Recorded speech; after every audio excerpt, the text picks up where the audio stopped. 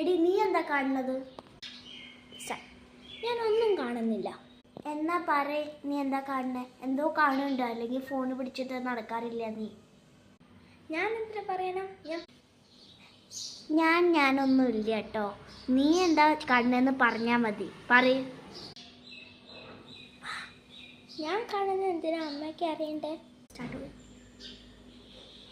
എടി നിന്റെ ഫോൺ തരടി. നിന്റെ ബെസ്റ്റ് ഫ്രണ്ടിനെ എന്താ വിളിക്കുന്ന കാര്യം? വർക്ക് ഷീറ്റ് അയക്കാൻ വിളിച്ചതാ.